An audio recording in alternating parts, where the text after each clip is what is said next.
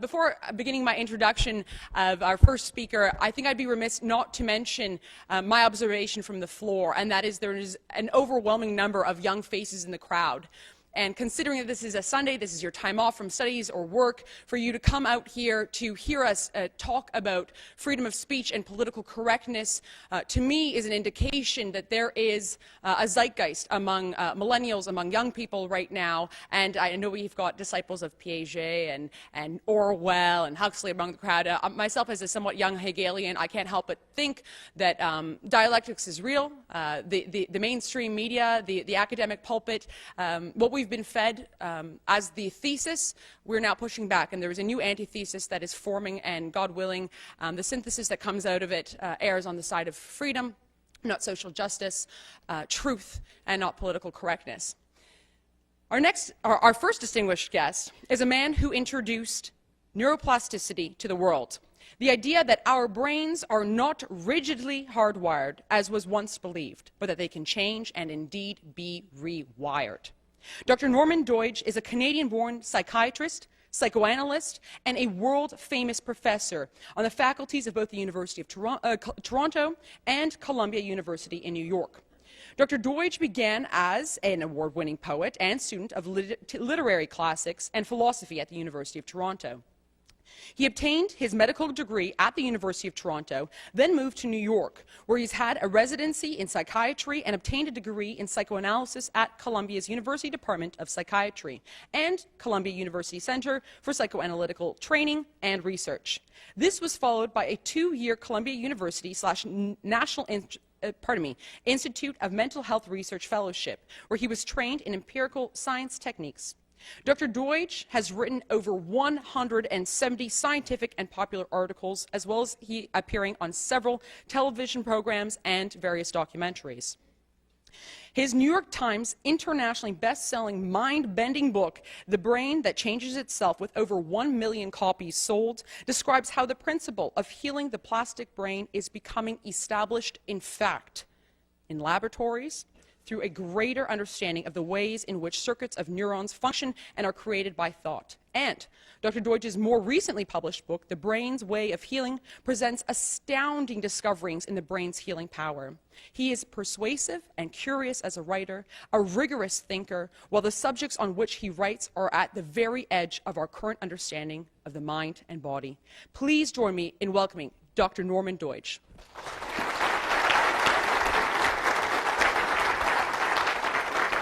Thank you very much. Can you all hear me? Thank you, Faith, and thank you, Joffrey, and thank all of you for coming to this talk, which shows a kind of civic mindedness and reaching beyond oneself. I'm going to approach this subject from a particular vantage point, which links up some things that I think are very important in classic political philosophy and what we know about psychology and the brain. So I'm going to call it the infallible state of mind. And this is George Eliot, perhaps the most philosophical of novelists in a way. And in Middlemarch, her masterpiece, or one of her masterpieces, there's this. And this is the epigraph in a way for my talk. Her anger said, as anger is apt to say, that God was with her, that all heaven must be on her side. So you can think about that as the talk goes on. The problem we face today is really a very simple one in an open society. People are different, and so we have disagreements about important matters. How do we sort through these disagreements and even perhaps benefit from the different points of view, but also avoid splitting apart into warring factions or violence in the process?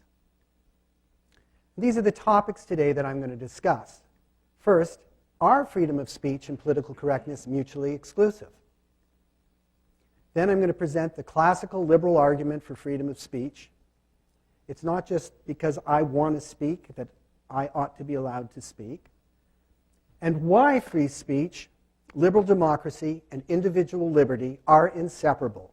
Why you can't really have one without the other.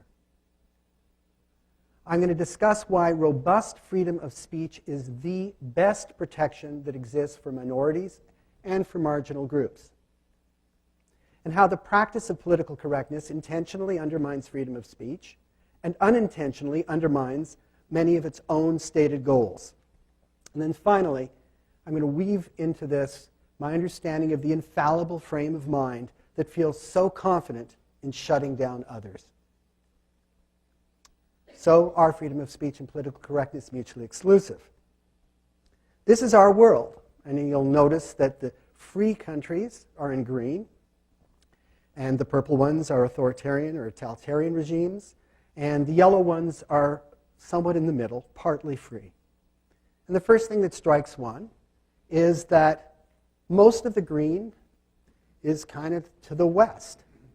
And the exceptions to that, countries like Israel, India, Australia, even South Africa, have had some impact have been influenced to some extent, often in a major way, often as a colony, or dominated by the British. And many of these ideas about freedom of speech come from the British tradition. You'll also notice that these are huge land masses, and they seem almost equal. In the countries that are purple, there's very limited equality of rights for women, for gays, for various religious minorities. Those rights exist in the countries that are green. So it looks like it's kind of 50-50, freedom versus authoritarianism. But actually, if you look at this by population, only 9.9% of us live in democracies. That's kind of shocking.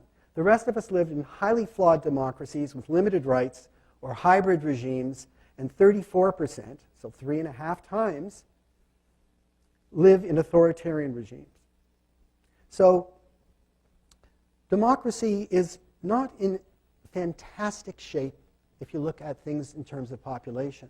And ideas like freedom of speech, if they're only really substantiated in 9.9% of people on the planet, arguably are an endangered species, or they at least can't be taken for granted. And that's one of the reasons I'm here today. But why discuss this in the West? In a way, we have more freedom of speech than ever before. With the internet, anyone can publish a blog, can set up their own media company, develop social media websites, and in some respects, the taste for freedom of expression is rising. And yet, that same electronic media has made it possible for everyone to monitor everyone, for your boss to monitor you, for your government to monitor you. And so, suddenly, the temptation of blocking expression is also something to be taken very seriously. Some recent examples of political correctness. So President Obama, responding to the rise of political correctness on campus, gave a speech in Iowa in September 2015. In a way, you might argue that he articulated in a colloquial way the basic liberal argument. By liberal, I mean the classical liberal argument for liberty and freedom of speech. The purpose of college is to create a space where a lot of ideas are present, he said, and collide. When I went to college, suddenly there were some folks who didn't think at all like me. And if I had an opinion about something, they'd look at me and they'd say, well, that's stupid. And then they'd describe how they saw the world. And they might have had a different sense of politics, or they might have a different view about poverty, or they might have a different perspective on race. And sometimes their views would be infuriating to me. But it was because there was this space where you could interact with people who didn't agree with you that I then started testing my own assumptions. And sometimes I realized, you know what? Maybe I've been too narrow-minded. Maybe I didn't take this into account. Maybe I should see this person's perspective. So that's what college, in part, is all about. And here's him going on just after that. I was just talking to a friend of mine about this. You know, I've heard some college campuses where they don't want to have a guest speaker who, is too conservative, or they don't want to read a book if it has language that is offensive to African Americans, or somehow sends a demeaning signal towards women. And, I got to tell you, I don't agree with that either. I don't agree that when you become students at colleges, have to be coddled and protected from different points of view. I think that you should be able to, you should invite anybody who comes to speak to you and you disagree with, you should have an argument with them. But you shouldn't silence them by saying you can't come because, I'm too sensitive to hear what you have to say. That's not the way we learn either. So, what do you think, Arnie? Amen. He said amen. All right. Okay.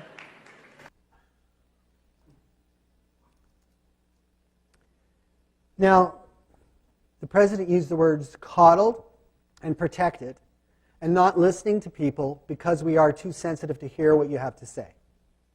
And coddling and overprotecting, it might seem, would produce non-resilient, passive people. But coddling can also cause people to become self-focused, entitled, and disrespectful of others. In other words, silencing others is not always a very pretty thing. So there was the Yale Halloween crisis. And some Yale students complained to the administration that it was offering very heavy-handed advice, telling them that they would be insensitive to wear costumes that symbolized cultural appropriation. At that point, Erica Christakis, who was a Yale lecturer and a specialist in childhood education, and who had with her husband been involved in supervising one of the residences at Yale, she wrote an email encouraging students to stand up for their own right to decide what to wear and not cede control to others to make moral decisions for them. And she said, if you object to others' costumes, speak up by all means. Now, a faction of students then demanded that the Christakises be fired. Now, one of the things that was happening is there were groups at Yale saying that they felt there was not enough respect for cultural diversity along lines of race and so on. But this was the event, the Erica Christakis email, that triggered things. After she wrote that email, her husband, Nicholas, tweeted President Obama saying the things I just showed you, saying, we shouldn't try to overprotect students. And then in this very widely viewed video, one young woman, and then I'm going to show you more, came up to Nicholas Christakis with about 100 other students at a protest to speak to him. And I use the word speak in quotation marks. While you watch this, try to analyze what's happening here.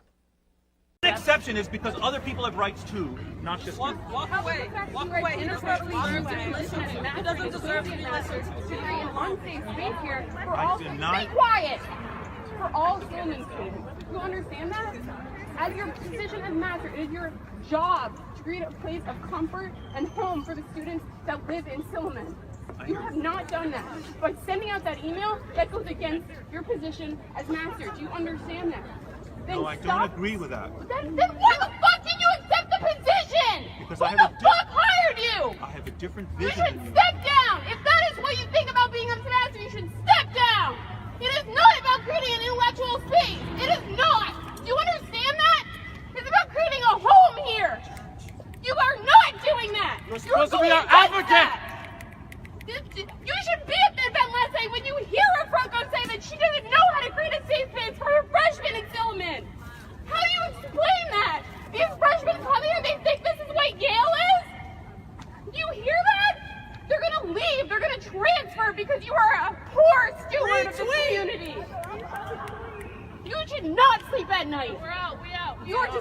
disgusting. Okay. So amongst the things she said is, you are not to create an intellectual space here. This should be a safe haven. It should be a home. And where the function of college goes is hard to say. But one might argue this was just one person who had a bad day and was very upset. But it wasn't just one person.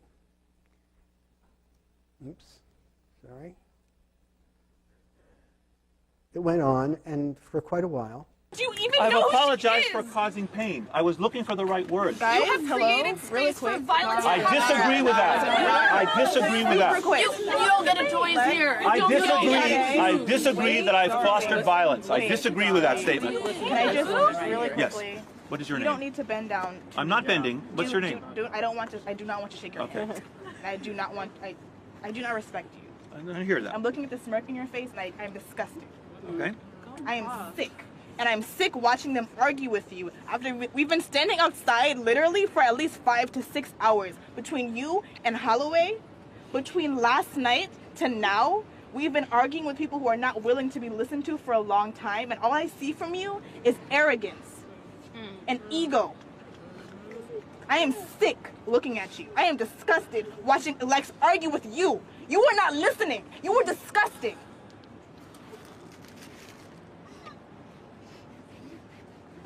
I don't think you understand that. And before I was not angry, per se. I was disappointed maybe. I thought maybe there was room for an apology. You've clearly told us that you do not plan to offer an apology for your words. You left the meeting last night to go home and then tweet, do not interrupt me, to tweet from your Twitter and then the Silliman's Twitter. You showed no remorse. You tried to let your wife leave that conversation without having answered for herself. That is disgusting. That is sick. And now, I wasn't angry before. I was not angry before, but now I am actually angry, sir. I really, do not interrupt me. I was not angry, and now I want your job to be taken from you. I don't want you to have this job. I am disgusted knowing that you work at Yale University, where I will get my degree, where I will look back and think I have to argue with you. The Halloween problem had to do with cultural appropriation. Some people would be dressing up as different groups. Cultural appropriation is about who can say what. In 2015, the University of Ottawa Student Federation canceled a free yoga class. It had been going on for about 8 years. It was taught at the Center for Students with Disabilities. It was free. Again, I say that. And it was closed down because some students were uncomfortable with the cultural issues involved. And when asked for explanations, it had to do with the fact that yoga was from India, and the instructor was not from India, and so she had no right to teach it, and it wasn't even clear that people in the West had the right to teach yoga to others, so there was no right to offer that. Let's talk about fiction. The PC issue about fiction is who can write what. It's argued that a person of one religion, race, or gender cannot create a fiction character who is another religion or race or gender. It's cultural appropriation. It's identity theft. But why, I would say, stop at writing? Why, following that reasoning, should anyone be permitted to read fiction, which involves recreating characters who are different from ourselves in our heads? This problem is important because reading fiction, as Drs. Raymond Marr, Keith Oatley, and Professor Peterson here today have shown, actually increases empathy for readers. If we wrote the kind of fiction demanded, the art form would disappear and be replaced by anodyne memoir, me talking about myself, and I would add to myself, probably. It wouldn't be very interesting. So political correctness is not just about correct action, but correct thought, and seeks to limit the imagination.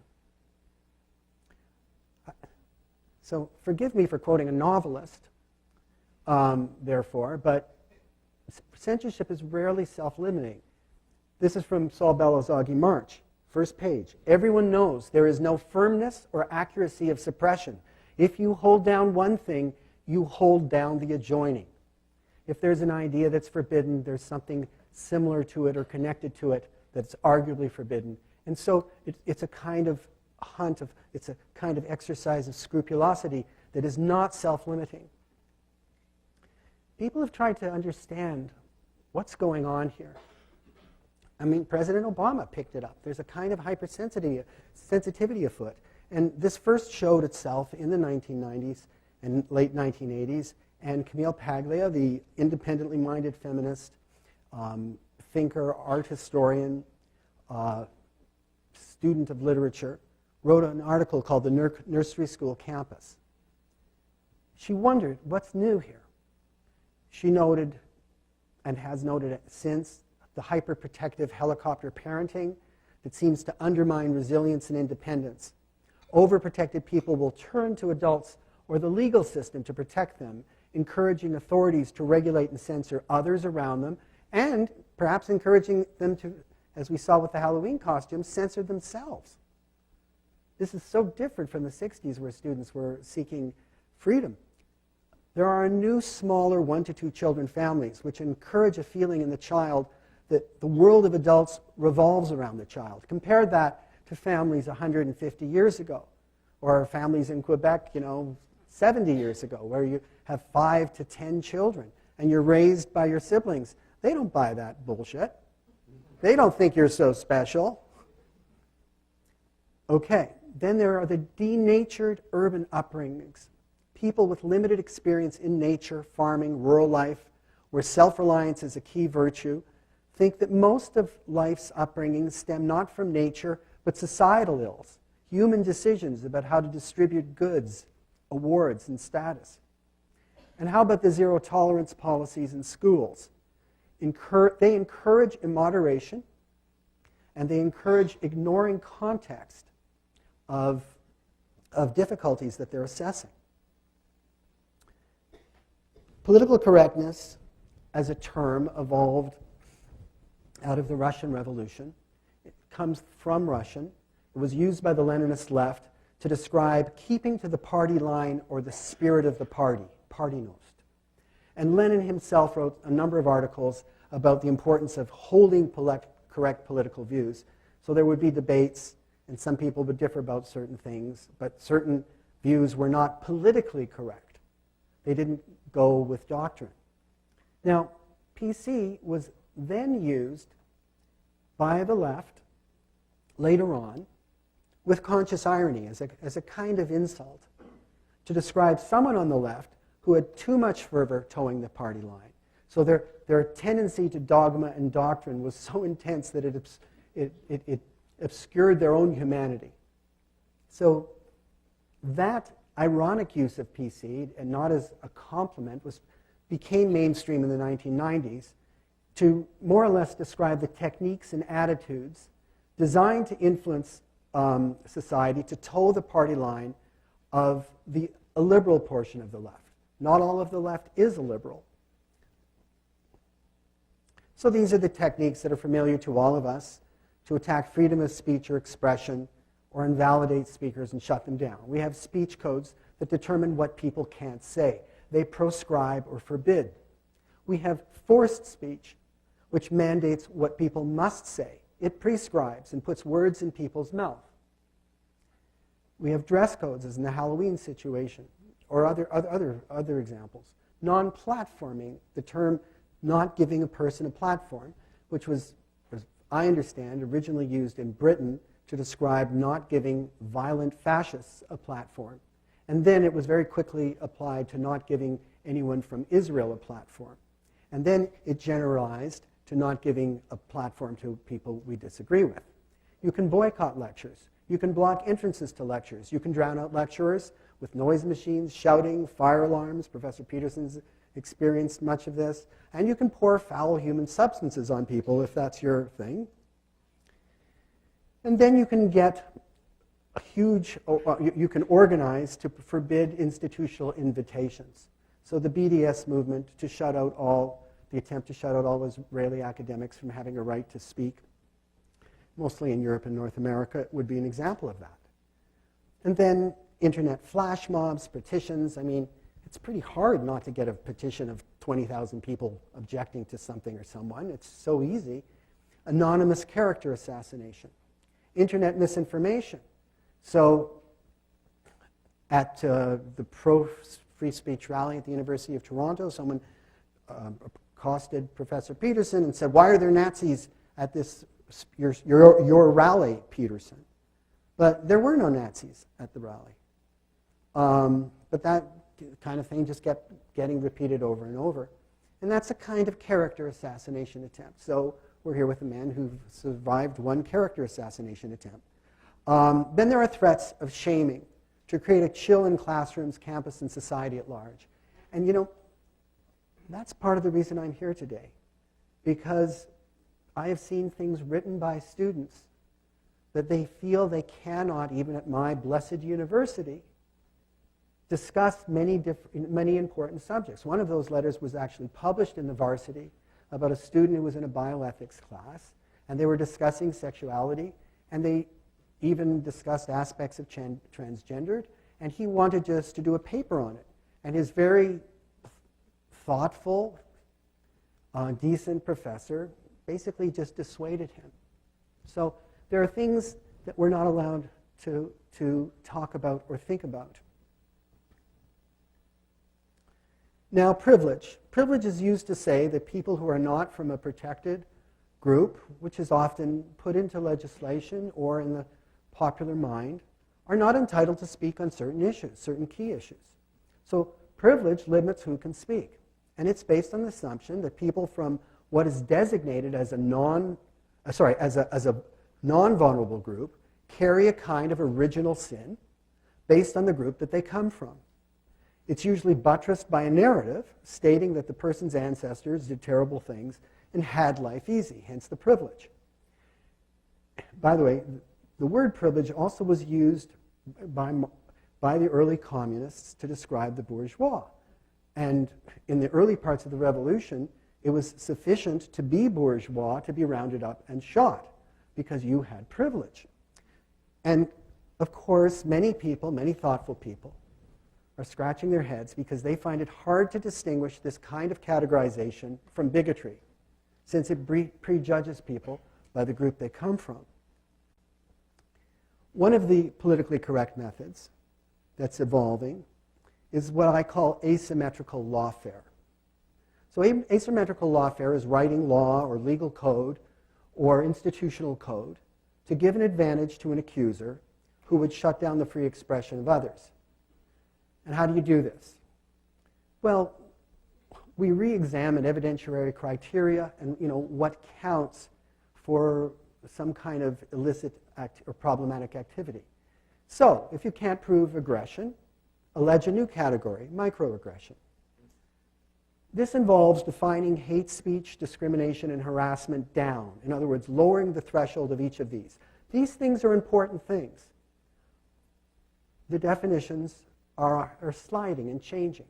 If you can't prove malintention or any intention, say the harm is done unintentionally, and that can be every bit as much a human rights violation. And then you define words up. So words become action. And a critical word becomes violence. Now, is speech violence? Is speech action? Well, at times speech is action. The philosopher J.L. Austin, in How to Do Things with Words, pointed out that language can have what he called a performative aspect. So when a bride or groom says, "I do," or a general says, "attack," the speaker is doing something with words that has a legal consequence. But does the fact that some words can be given a legal context sometimes mean that all words we disagree with should be seen as violent actions? That is the question. Now, these are PC values. Inclusiveness, tolerance, anti-prejudice, diversity, openness to difference, kindness and compassion, living together, non-judgmentalism, transparency. And increasingly, one hears people talking the language of seeking a therapeutic culture where we create a world where everyone feels good and their feelings are valued and respected. That is the PC understanding of a therapeutic culture. Now, if you look at these, I think it's pretty clear that many Canadians support these values. I think it's also clear that these are placeholders that many people define somewhat differently. And when it gets down to the nitty-gritty and you said something like diversity, well, what exactly do you mean by that? But these words have a great plastic power, not neuroplastic, but just plastic, you know, in the sense that they're very evocative, and there's a lot of, quote, forgive the dirty word, buy-in to these words if you just use these words and don't think through how to use them. And the other thing about them is they're all about justice and equality. They're all about good things. So, why the utterly intolerant behavior? If these are your goals, is it simply a case of weakness of will? People who are PC care for these values, but like many of the rest of us, they fail to live up to their values. Why intolerant? Is it a case of projection, unable to be tolerant, kind, and open as much as they would sincerely wish to be? Do they have a guilty conscience? And to deal with that, do they then project their faults onto others, righteously condemn them, feeling themselves pure of heart? There's a lot of projection, by the way, in the little video I showed. You remember when, wipe that smirk off your face. Did you see that smirk? I could not see that smirk. But it must have been fun to give him the gears. Now remember, when you project one of your faults onto another person, you become blind to it in yourself. That's the purpose of projection. Again, why the non-compassionate, non-inclusive, intolerant behavior? Are social justice warriors simply opportunists, using these commonly shared values that I showed you as the ideal tools, the ideal hammers, to attack those they're competing with for political power? Remember, these values of inclusion are shared by many of us. That's why being accused of being a racist or a sexist or something very much stings, and anyone with a good conscience, anyone with a conscience, is quickly frozen by such an accusation. Interestingly, those who don't have much of a conscience are not frozen by such an accusation. But as the accusations are repeated over and over and over, they begin to lose their potency, which is a problem because there is such a thing as racism. It's sort of like a government that's just printing more and more money. Soon your dollar doesn't do anything. And then there's this question, considering how inclusive and kumbaya these values are, why do social justice warriors call themselves warriors and not peacemakers, for instance? So let's turn now to the classic articulation of freedom of speech. This is not the only stream. There are judicial streams, etc. But I actually prefer the philosophical stream to the judicial stream. So this is John Stuart Mill, who wrote On Liberty in 1859. And he prefaced the book with a quote of a sentence from another book. But this sentence very much sums up much of what On Liberty is about. So it's from the great Wilhelm von Humboldt. The grand leading principle towards which every argument unfolded in these pages directly converges is the absolute and essential importance of human development in its richest diversity. It's almost as though it might have been written by a certain kind of psychologist. But it's about human flourishing and thriving, and somehow or other, liberty is about that in a very big way. Now, he makes clear in the book that there's a fundamental opposition between individual liberty and tyranny. They're fundamentally opposed. As liberty increases, authoritarianism decreases, and vice versa. Now, Mill did get involved in the politics of his day. He wrote The Subjection of Women, one of the first feminist books. He wrote on utilitarianism. He wrote On Liberty with his wife, Harriet Taylor, who very much influenced the book and who passed away before it was published. I mean, most of the book was obviously his, but he learned a lot from her. He worked to extend the vote. And he was one of the best educated people in the 19th century. He learned ancient Greek at the age of 3, and his autobiography is famous for these kinds of things. So whenever somebody wants to limit free speech, the first thing out of their mouth is, I love free speech, but, or we believe in free speech, but free speech always has limits. And Mill would agree with that. The difference is that Mill wrote his book to create a space for free speech that would be reasonable, and often when people are limiting it, they're trying to move in the other direction. So let's look at one of the many ways he articulated this. No one pretends that actions should be as free as opinions. On the contrary, even opinions lose their immunity when the circumstances in which they're expressed are such as to constitute their expression a positive instigation to some mischievous act. And then he gives examples, like a positive instigation of a mischievous act would be the following. There are a lot of poor people, and the corn growers have stopped growing corn to protect prices. They assemble around the home of the corn grower, and then you speak to them and yell and talk about how the corn growers are starving you to death.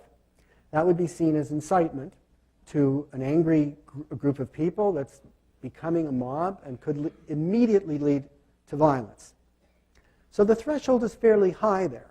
But also notice, he says no one pretends that action should be as free as opinions. It's very clear in his mind that actions are not opinions and opinions are not actions. Words are not actions. They have to be distinguished if we are to get the space that President Obama says we need. Freedom of speech for Mill is not just a right. It is a necessity. It is a necessity for the functioning of a democracy. It is the oil that makes, or the fuel that makes the engine grow, and for the healthy functioning of the individual. Why? Because human history is filled with error. Error, error, error. Error coming from authority, from faith, from religion, from political claims, from science, from ideologues, augury, prophecy, and from common sense. So this error must be examined. And I don't have to list all the scientific errors we've made over the years, and I can list a few we're making right now, but this is not the time for it. Free speech and inquiry are our best chance to overcome our extraordinary, all too human proclivity for error. Now, it's important to understand how freedom and then how freedom of speech emerges. And in a few elegant paragraphs, Mill just lays this out. For most of human history, humanity has lived under tyranny or authoritarian rule. And if you think of the map I just showed you, we're pretty close to that today as well. Authoritarian regimes are run by the few, who see their subjects as their belongings, their chattel, and they use violence against them when they please, take their property as they wish, and prosecute and punish them at will. The law in this situation is, as Saddam Hussein said, the law is the 2 lines above my signature. Now, why is free speech so frightening to the tyrant? He has a lot of power. He rules through fear, and so he never really knows whom he can trust, and that can include some of his generals. The tyrant and his crew are ultimately a minority, and the people are many. And so it's important for the tyrant that the people are not allowed to publicly share the extent to which they suffer under his rule, because then they might organize against him, the tyrant, the emperor, the dictator, and the odds are in their favor. So if you think about the story, The Emperor's New Clothes, as Steven Pinker has argued, when that child speaks out and tells the truth in that story and says the emperor is naked, it's not that the adults have not seen that he is naked. As individuals, they have seen it. But when the little boy speaks up in the crowd, now everyone knows that everyone knows. So emperors and tyrants create an atmosphere of fear to silence people and stop them from talking about things that really everybody knows. Now, when the first democracies developed, something happened to the relationship between the people and their rulers. It was reversed. The people no longer worked for or were owned by the government, but the government worked for we the people. These are John Locke's ideas, very liberating ideas. Power is now with the people, a large group, and they only lend it via elections to some few of their number to rule them temporarily. And because the people choose their rulers in elections, they came to see themselves as both free and self-governing. And self-governing people, being a large group, require free speech to deliberate about their actions. The laws, the war, peace, who will represent them, and so on. And free speech, therefore, involves challenging ideas about what we should do as a community. And it's essential that they're challenged over and over again to learn the strengths and weaknesses of these monumental decisions that we make. This can only be done in dialogue where no criticisms are off limits. But elected officials with authority or other vested interests are always tempted to limit the discussion, of course. The other thing I should say is that the liberal education, which is what universities are supposed to be offering, was originally thought to be an education in liberty. Self-governing people need to be educated in some way in the craft of leadership. And the liberal education meant familiarizing yourself with some of the core texts that helped people to become free so that they could understand that. There's not a lot of that going on even at great universities. It's kind of like a boutique or niche study at this point. But that's why they were called the liberal arts, an education to liberty. Now, this is very important for us today. Democracies aren't perfect. We can be a great friend of democracy, but the greatest of friends does not flatter his friend. Mill observed that in democracies, even though the people rule, there can still be threats to free speech and liberty. This is because, strictly speaking, in democracy, not all people rule at any one time. Rather, the majority rules. And the majority holds sway not just over government, but over large sectors of public opinion. As Alexis de Tocqueville observed, in democracy, a tyranny of the majority can always arise, in which the many can suppress the few.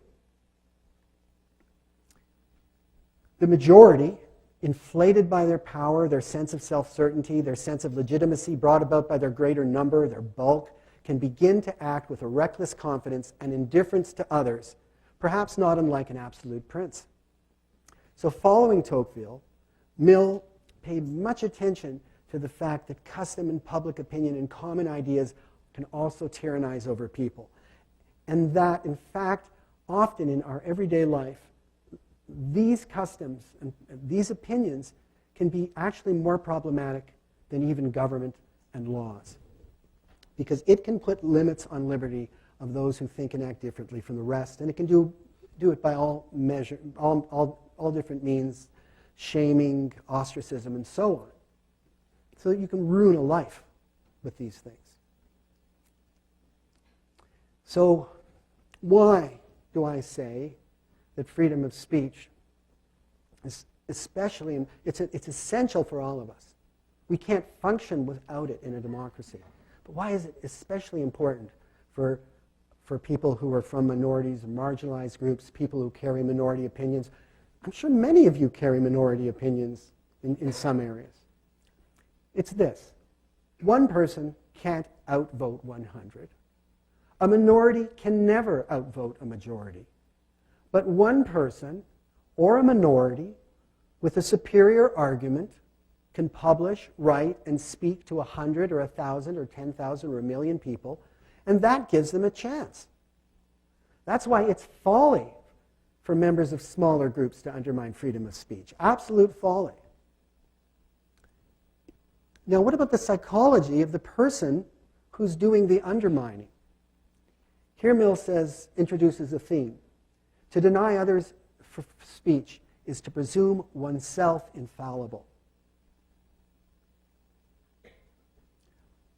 A person may say, I'm denying you speech because you make me feel, because what you do will lead to violence. But they're presuming it will lead to violence. They have to show it or prove it. So here's what Mill says. The opinion which is attempted to suppress by authority may possibly be true. Those who desire to suppress it, of course, deny its truth. But they are not infallible. They have no authority to decide the question for all mankind and exclude every other person from the means of judging. Now, I submit to you that is a very democratic sentiment. It's respectful of other people. He goes on about those who silence others. To refuse a hearing to an opinion because they are sure that it is false is to assume that their certainty is the same thing as absolute certainty. All silencing of discussion is an assumption of infallibility. You know, I find it so interesting that as the forced speech debate has developed, that in the public domain there have been so few lawyers speaking up for free speech. I can tell you that 25 years ago it would not have been the case.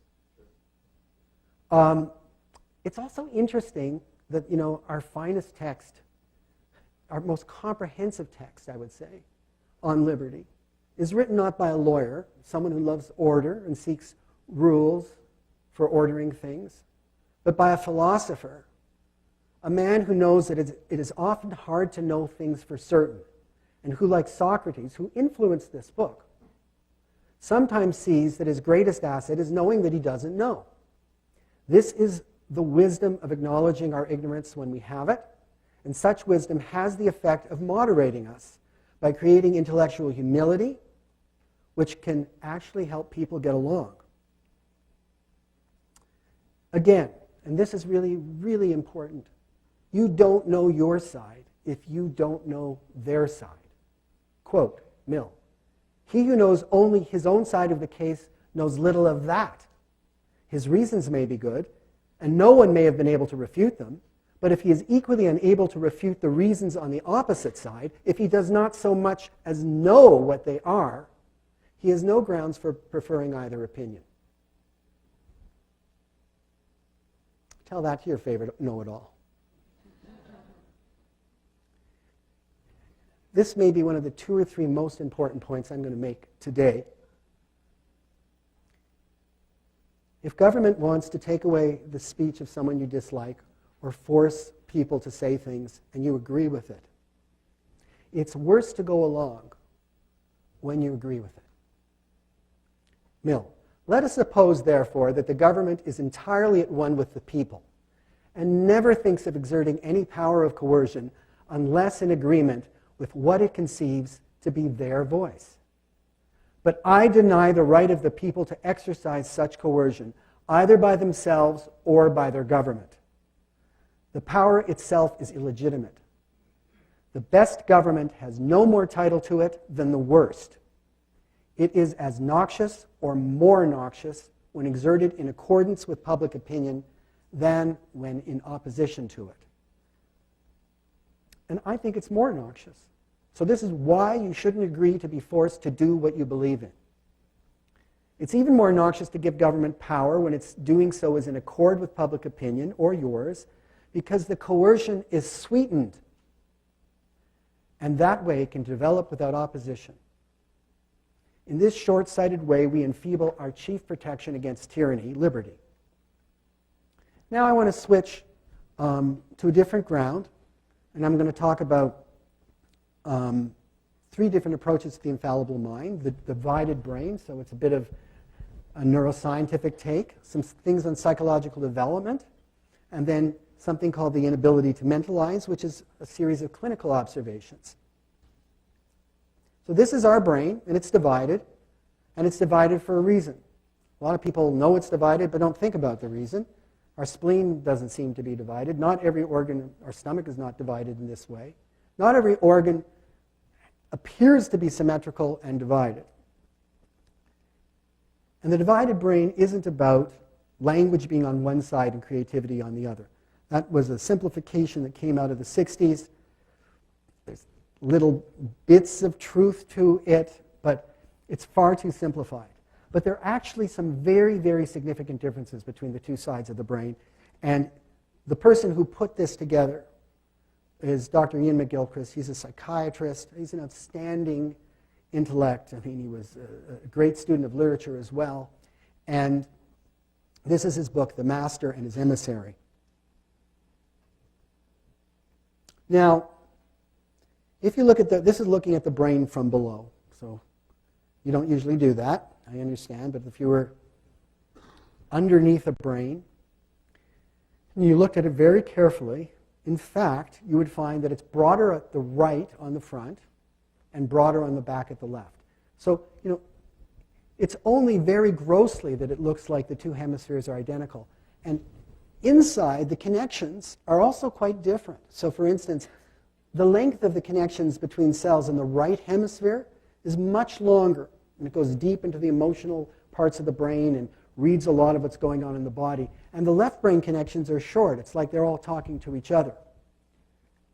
Now, one of the ways to get at the very broad difference between the left hemisphere and the right, sometimes called the left brain and the right, is imagine a bird pecking for seeds among these stones and grit. So to eat, it's got to focus very narrowly on the little seed and pick it out against the background grit. Narrow focus.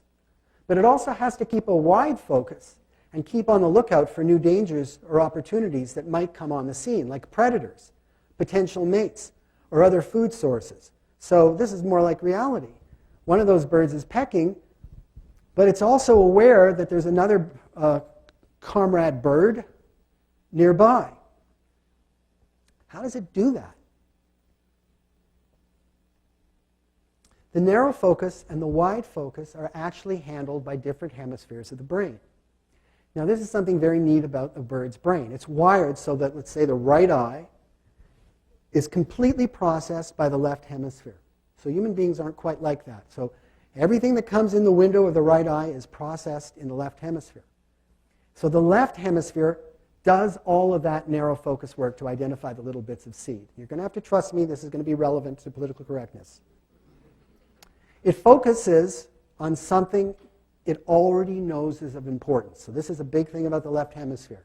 It focuses on what it already knows is important, seeds. And the right hemisphere, it takes the world in as a whole. So its window to the world is the bird's left eye. So it's vigilantly searching for novelty, what's not already known, a predator or perhaps a new mate. It's looking for something new that might be of importance, but who knows what that would be. So the right hemisphere's attention is open-minded and broad-minded because it doesn't quite know what it's looking for. And these things are going on at the same time through different eyes and different hemispheres. It's not just switching back and forth. Okay, that's a bird. What about humans? Our eyes are wired slightly differently, but the right hemisphere in humans is astoundingly similar. It sees holistically. So before things are digested into parts, it takes in the whole. It seeks novelty. It seeks out the unknown and new information. And because it's holistic, it sees everything in context. It has a sustained, broad, open alertness. It sees relationships. That's about context. And very important for our discussion today. It sees individuals. It sees, if you discover a human being and you see them as a unique individual in their wholeness, not in their parts, but how they all come together, that is a right brain function. It is not abstract at all. When you meet someone else who you never met for the first time, it's a unique experience. You're not generalizing from it yet. It is the seat of empathy. It's where we learn to read facial expressions and the emotions of others and our own emotions. And because it sees context, it sees humor. Lighten up. It understands metaphor. It perceives emotional subtlety and nuance. And the left hemisphere in humans, narrow, sharply focused attention to detail. It is actually tasked by the right hemisphere when something new and important is perceived to begin to map it in fine detail. And then its maps produce isolated parts more than relationships or context. Think of that book, Drawing on the Right Side of the Brain, if you've ever taken that course, and you'll understand what I'm talking about. It identifies things by abstract labels, not context, and it works with categories of people. Categories, not individuals. So whenever people are overgeneralizing about people, it has a left hemisphere flavor. Language is interpreted differently on the left and the right. It's interpreted literally. It's humorless because there's no sense of context. It's abstract. It wrests things from their context. Abstract is from the Latin, draw away. So what do I mean? One of the things that the left hemisphere does when it makes this map of the world is it confuses the map with the world. We've all heard this, don't confuse the map with the territory. That's a really good left hemisphere thing to do. Now, where is all of this data coming from? It's coming from hundreds and hundreds of studies of patients with strokes who lose main right hemisphere function or left hemisphere function. Or we can use certain kinds of magnetic devices and apply it to the brain and shut down parts of the brain and see what the remaining hemisphere is like and then give them all sorts of cognitive tests. And we can actually inject anesthetic into certain arteries and shut down a whole hemisphere of the brain. So there's many, many ways that really thousands and thousands of scientists have gotten at this. So the map is felt, so when people have certain kinds of left hemispheric strokes, when they have certain kinds of right hemispheric strokes and they're left just with the left hemisphere, we can see how concrete people are about maps. Now, the problem with a good map is, as good as it is the world is always changing, and maps become quickly out of date. There's a few that may not come out of, go out of date quickly, like gravity seems to be what it's always been. But the left hemisphere is kind of like that person who, when lost on a car ride, says to his spouse, "We can't be lost. It's right here on the map. We're in the right place." And he says it over and over again, even though they're not. So it's got a kind of know-it-allism, a flavor of infallibility, if you will. Let me give you an example of a literal versus non-literal interpretation. Imagine I was visiting your home and I started to break out in a sweat and I said, it must be 90 degrees in here. Now, a literal interpretation would be Norman has made a statement, a meteorological statement about the temperature. A non-literal interpretation would be, Norman, would you like me to open the window now? That statement takes into account the context of my statement. Its relationship to me, the speaker, and to the overall environment. It requires indirect interpretation and empathy. And these are right hemispheric attributes. So here they are, the difference. On the left, isolated, no context, no relationship, sees categories, abstraction, generalization, tends to infallibility, rigid, maps are the reality. And I would suggest to you, when there's bigotry, it's coming out of this kind of move, plus many other things, ideology, emotion, etc. But from a cognitive point, this is part of it. And the right is holistic. It sees individuals. It wants new information. Okay. Now I'm going to link some of that up, loosely, with some things about developmental psychology that are relevant for political correctness. I'll tie it together. This is Jean Piaget, probably the greatest developmental psychologist who ever lived. And one of the things he tried to do was describe normal cognitive development.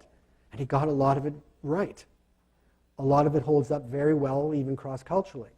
There are some things, and I'm into the plastic brain, as you know, that can happen slightly differently in other places. But he made very, very broad observations after years and years of very fine detailed work. So here's some things he found out. There's an early cognitive stage from 2 to 7 where children don't understand logic and they have a lot of magical thinking. They have a limited sense that they have a mind that is perceiving the world from a particular point of view. In fact, some of them probably don't have any sense of that. And I'll go into that. And then there's this thing called centrism. They can only focus on one aspect of a situation at a time. And this is related to egocentrism, which is a kind of where do I fit in the world sort of concept. It's not just about selfishness. During this stage, their communication and thoughts are generally about themselves. somewhat limited ability to see situations from another's point of view. They tend to assume that others see the world as they do. And some people can remain egocentric all their lives. And many, if not all of us, can, under great emotional pressure or physical illness, regress and show signs of egocentrism that we normally don't. Now, why are children egocentric? Well, there's a number of reasons for this. But one very simple reason that's hard to get out of your head once you get it in your head is this. Children at this age are quite cognitively focused on the external physical world, which can be observed, and what they can observe of the social world. But our internal mental states are not directly observable, period. So the young child rarely has a concept of mental states or the mind. This means there's a kind of mind blindness, limited awareness that other people have minds, and more importantly, there is a limited awareness that they themselves have an invisible mind that is interpreting reality. And each of you try to remember that moment in your life, if you can, when you realized, actually, this is me processing all of this. I remember I was at nursery school, and I was looking, no divinity spoke to me at the time that I'm aware of. I was looking at some sticks. And I was just ripe, and I realized I'm looking at those sticks, and other people aren't seeing those sticks. And somehow or other, it's self-consciousness, self-awareness, and the awareness that I had a mind, and that therefore other people had minds, crystallized at that moment for me. And each of you probably had that experience. Do any of you remember that?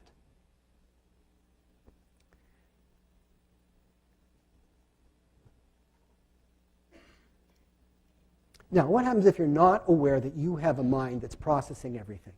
Your subjective experience of events seems like the only reality. You are not aware that your experience is just your take on events, that it might be a misinterpretation, a false belief, or a product of your experience. Interpretations are often centered on the self. Think of the child whose parents are getting divorced who thinks, it's my fault, it must be my fault. That's egocentrism. Now, we gradually grow out of it. The next stage, from 7 to 11, shows the beginning of new brain maturation. The child begins to use inductive logic, becomes aware of the existence of other minds. And this can often happen when they realize that you can fool people, that people can have false beliefs. And so Piaget did experiments on this. But for there to be a false belief means that there's got to be an internal mental process in the person who has the false belief that can be misled or mistaken, is somehow different, is processing events. And then development proceeds and abstract reasoning kicks in. Children can think logically. In language, they don't take everything literally. And children always love stories.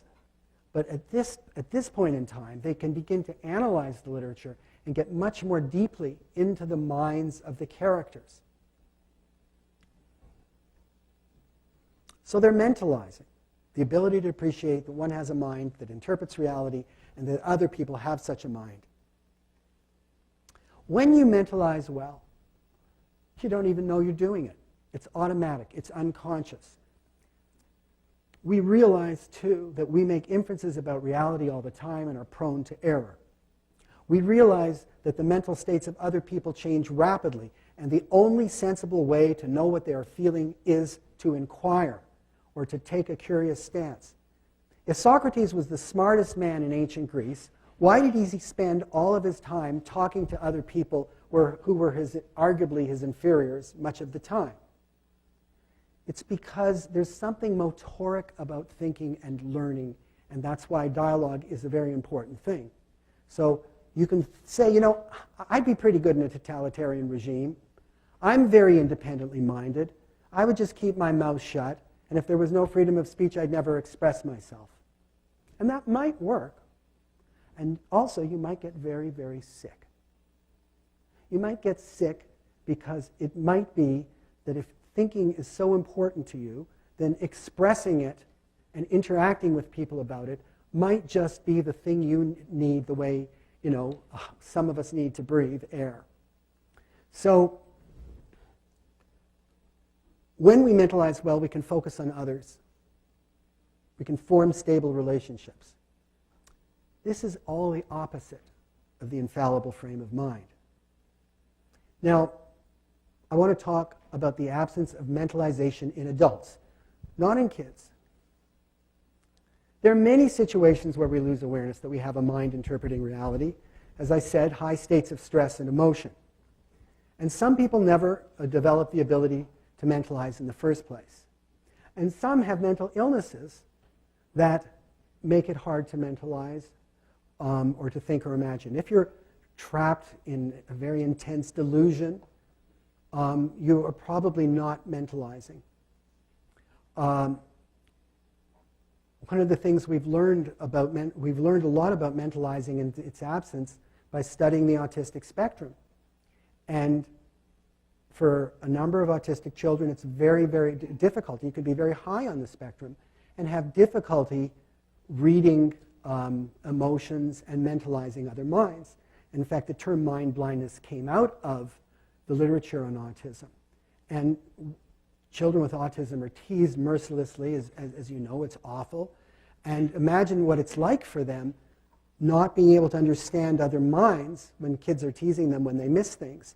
And then they will also misinterpret teasing or things that were very gentle remarks not meant to tease a child if you can't mentalize.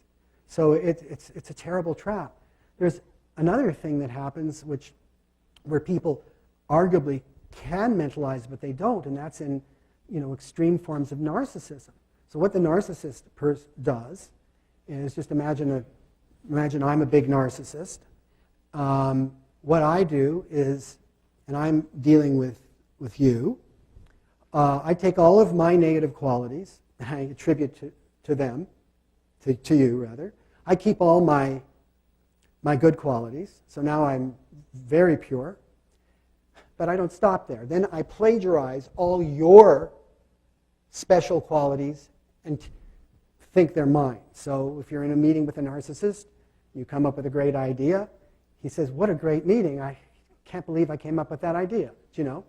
So imagine you're in a knowledge culture or in a situation where knowledge is important, or in an ethnic group where knowledge is important, and you can get a lot of narcissistic know-it-allism going on, right?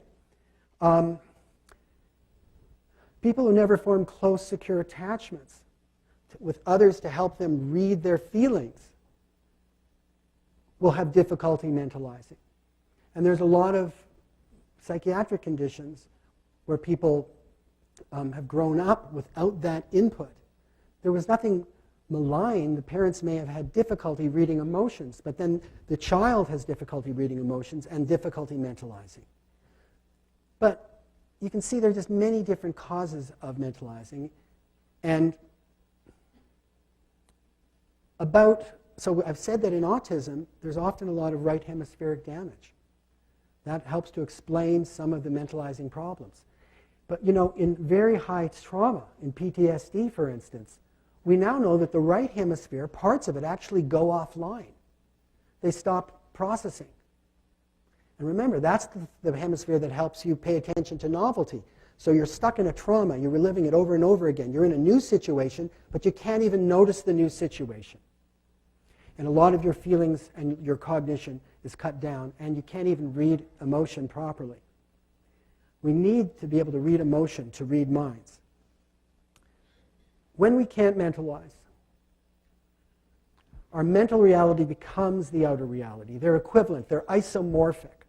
Our internal world has all the power of the external world, and all our thoughts feel real and as vivid as intense sensory experience.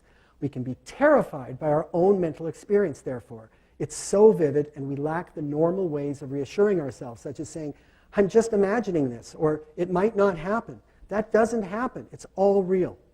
So our negative thoughts about ourselves and others feel totally unalterable. They're set in concrete. And remember, you don't have to be mentally ill to experience this kind of thing. Any of us can slip into non-mentalizing in extreme situations. And we become mind blind.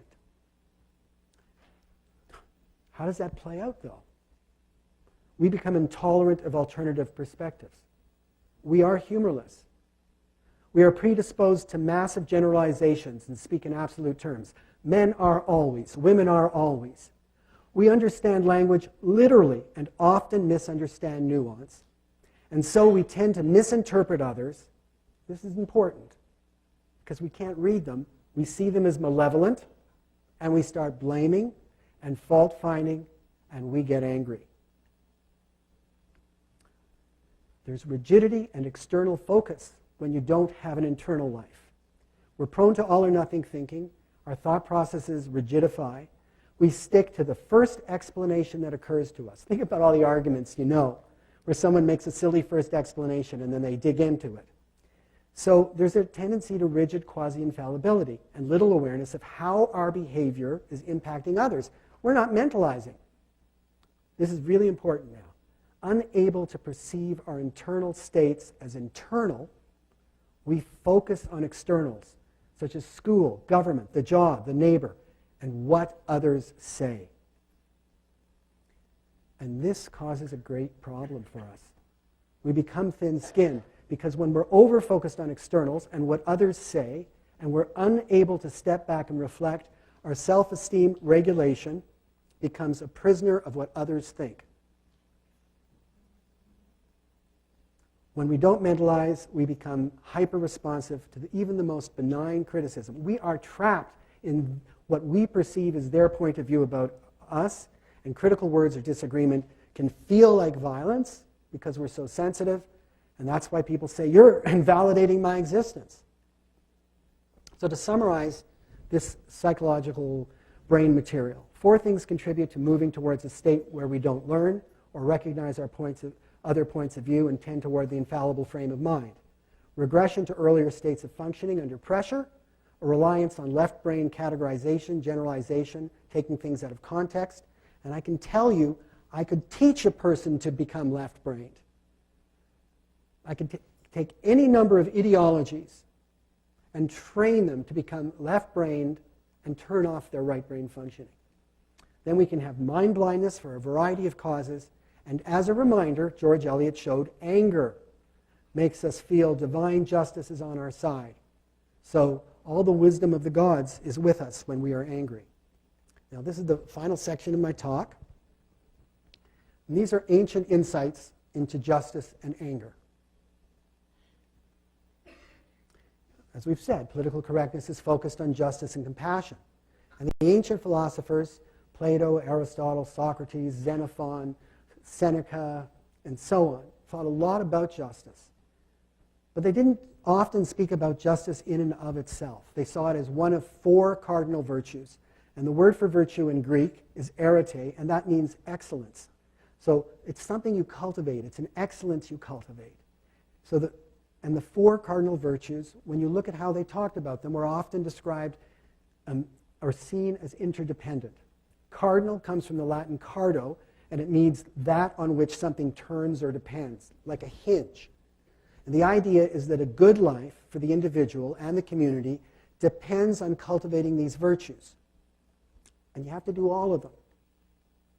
What are they? Justice, wisdom, moderation, and courage.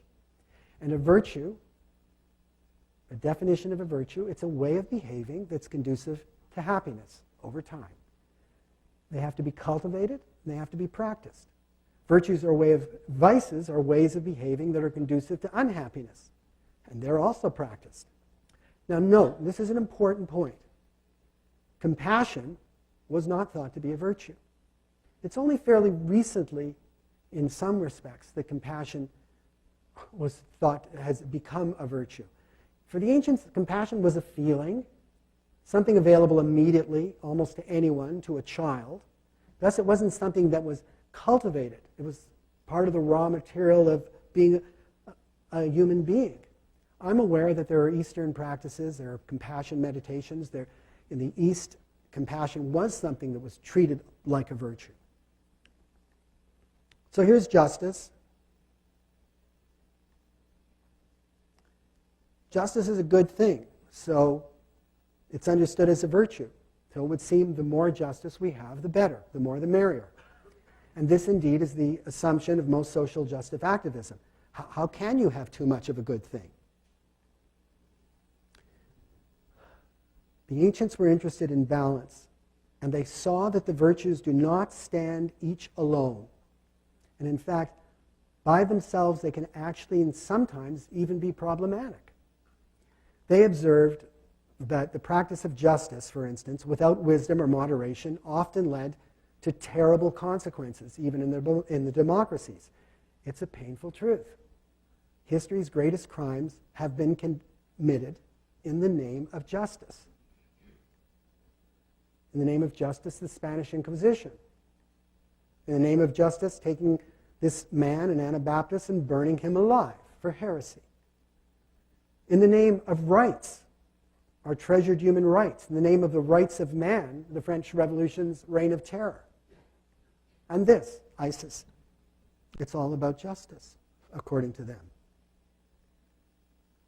So for the Greeks, justice by itself could spin out of control, and moderation was needed. This is a picture of Delphi, where our ancient writings tell us nothing in excess was inscribed. So moderation is needed for justice because justice is so closely related in practice to the wish to punish. It can be harsh, it can be vengeful. Even those of us nice people who restrain ourselves from unjust acts often feel a strong resentment towards lawbreakers and wish to get even. We say, he got away with it. Kind of implying we would have liked to have done it, but we held back. The wish to punish is the wish to hurt. And Socrates points this out in several dialogues very effectively. So justice must be tempered. And it's tempered by moderation and wisdom. And the Bible would argue by mercy.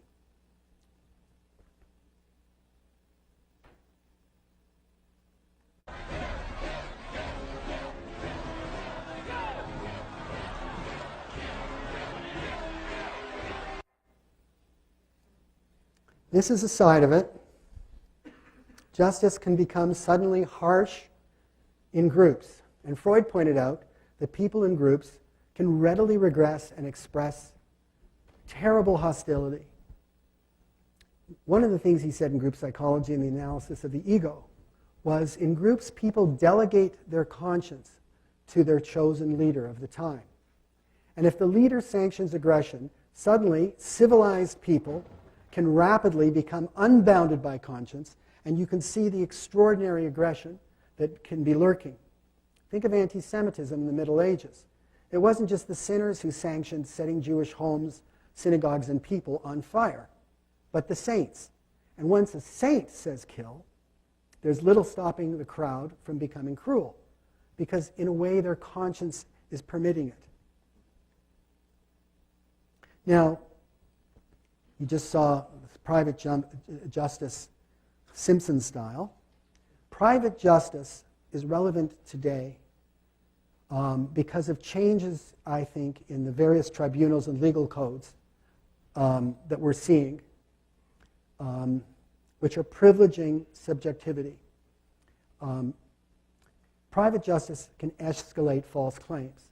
One key reason historically for having a public justice system was to put an end to private feuds and revenge bloodbaths when people took justice in their own hands. Of course, the original justice was people doing justice in their own hands. So private feuds, of course, are driven by each party's subjective sense they're offended and their non-systematic interpretation of events. And public justice, at its best, attempts to use more objective evidentiary criteria than private justice. But the PC justice tribunals, by reintroducing the subjective sense of grievance that Professor Peterson has spoken about as a criterion for human rights violations, actually, I would argue, returns us to the perils of private justice, but now with public approval and public imprimatur. Now, why is wisdom necessary? Wouldn't it be nice if those kids who are shutting everyone down actually went to university and said, I'd like to be wise? It would actually help their cause, because if you are not wise, you really cannot know what is right and wrong. And you may think it's an easy thing to tell all the time, but there's so many disputes about justice through the world that clearly people are having trouble sorting that out. And in Plato's Republic, which is also called On the Just, he begins it with Socrates asking people to define justice. People are demanding it. Say, okay, tell me what you want. And none of them can define it. They all fall apart. I can't talk about it here today, but that's the brilliant beginning of Plato's Republic. And ultimately, he shows us that justice requires balance in the entire personality and in the city, and it relates to moderation and wisdom and courage. Now, why courage? Without courage, you can't stand up for what is just. And not everyone agrees on what outcome is just, though there is a fight. And entering that fight requires grit, and it entails risk. Now, I ask you to think of all the university administrators of our day who have caved in across North America and let one lecture after another be shut down without a fight, betraying their mission, their university mission, and their mission to their students. Sometimes they agree with shutting these things down, but I think more often it's a lack of courage and careerism mixed together. But physical courage is not enough to guarantee justice because you need intellectual courage to have wisdom. Wisdom requires the willingness to undertake free inquiry and take apart and examine your own soothing fictions and beliefs, face human mortality, and your limits. Mill, who drew very much from Socrates, argued that free inquiry was the major basis, or one of the major bases for freedom of speech. So ultimately, the virtues are independent. Justice depends on courage, moderation, and wisdom depends on intellectual courage. For the ancients, politics is not the only way, and at times not even the best way to improve the world. The cultivation of your own virtue can have a great impact on others. What community would not be better off with people who cultivate wisdom, moderation, courage, and justice? So I'm moving to a summation now. These are our PC paradoxes. These are our goals on the left, and these are our methods on the right. Inclusiveness, a goal. Method, ostracism, firing opponents, demanding resignations. A goal, tolerance and diversity. Method, intolerance of diversity of opinion, as Obama noted. Openness. Method, closed to aspects of traditional society and religion and many other things. Kindness and compassion. Yet they demand punishment of opponents, even for unintentional discrimination, firing people, internet shaming, slander, and character assassination. Living together. Unfortunately, now on U.S. college campuses, there are a number of student groups who want to segregate themselves by ethnic group. Being non-judgmental and non-prejudiced, yet using the idea of privilege to condemn whole groups as guilty of an original sin by their birth. Whole groups called bigoted, sexist, violent, and judgmental of themselves, by the way, very judgmental of themselves, not just others. Finally, transparency, and yet the endorsement of anonymous complaints. History shows the higher, the more utopian the goal, the easier it becomes to justify barbarous ends to get there. The more unrealistic the goal, the more likely the failure, the greater the impatience, and the greater the need for scapegoats. The greatest evils in human history, in terms of innocents murdered, Mao's Cultural Revolution, the Soviet murder of its citizens, the Holocaust, were all done in the name of justice. You'll notice I haven't discussed ideology because Professor Peterson's going to talk about that. And there are many, many deep strands to enrich this discussion when looking at the narratives and what people are trying to do. But just in terms of the infallibility question, ideologies are belief systems based on myth, disguised as science or philosophy that overly simplify our complex world around one or two or several ideas. And because they fail to account for its complexity, they tend to become doctrinaire and posed as infallible when challenged. There is even an ideology-seeking temperament.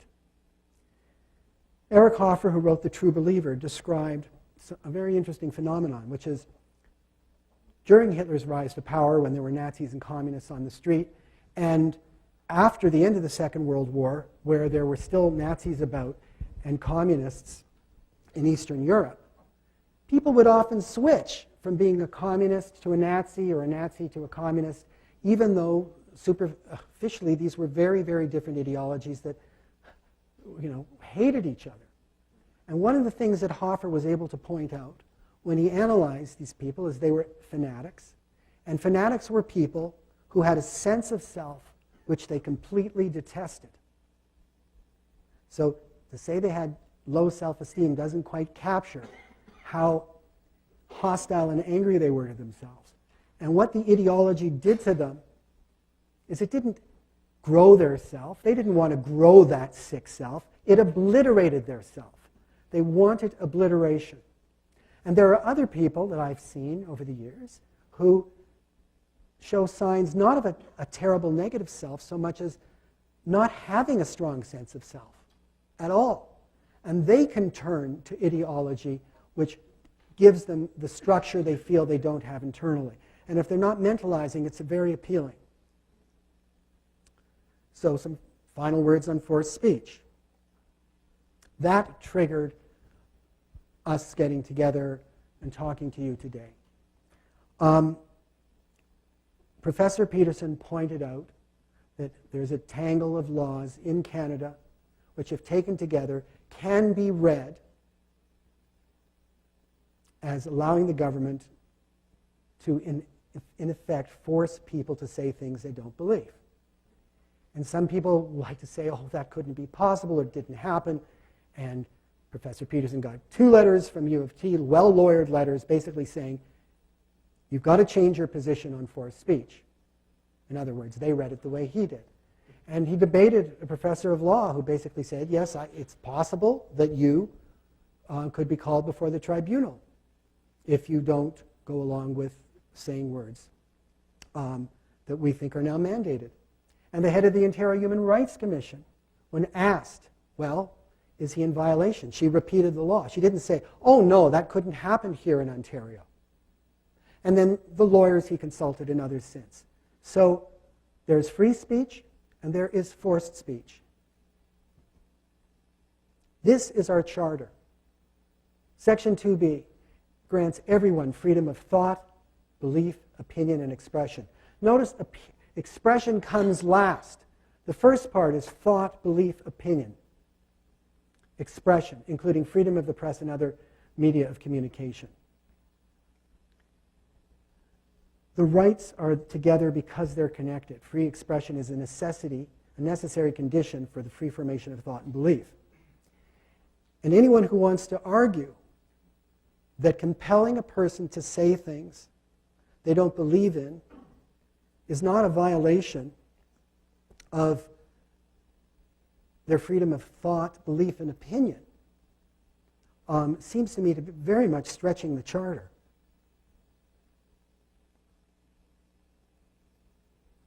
It's a case of government and the proponents of forced speech not trusting sufficiently in the goodness of most Canadians and the fact that they have diverse opinions and that we can benefit, as President Obama said, when opinions collide. It is a lapse into the infallible state of mind. But isn't it just a matter of etiquette? Isn't it good manners? Well, it might be if government didn't bring force into it. When's the last time you were forced to have good manners? Government can command many things by force, but they cannot command respect, even for others, with force. And respect is, I suggest, and I suspect, precisely what the people involved in this controversy really yearn for.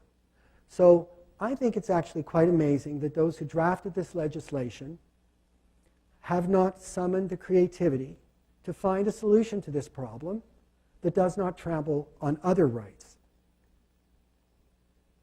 But if you don't believe or don't agree with anything I've said so far, then I would say this. Always think of the next government. Breaking the taboo, endorsing forced speech, creating a taste or tolerance for it, habituating people to it as a legitimate tool of power, is handing your opponents a new tool, a shiny new tool, and governments change. And you will have taught your opponents that one can use force and get away with it. And especially if you represent a minority or marginal group, and I bet you that many of us, depending on how you dissect things out, can be seen as part of a minority or marginal group. It is far better to persuade people than force them. If you force the changes, they'll only stay in place as long as you or your side holds government. But if you persuade people, they will be on your side even when government changes. Forced speech is a robotic solution to a problem that is best solved with two-way empathy and understanding. And in the historical, clinical, and scientific literature I've read that studies people being forced to say things in families, in concentration camps, in unusual political situations, in that literature, which studies people who are not trusted to be good enough to find their own way and say what they think, we see these people led into a kind of hopeless apathy and despair.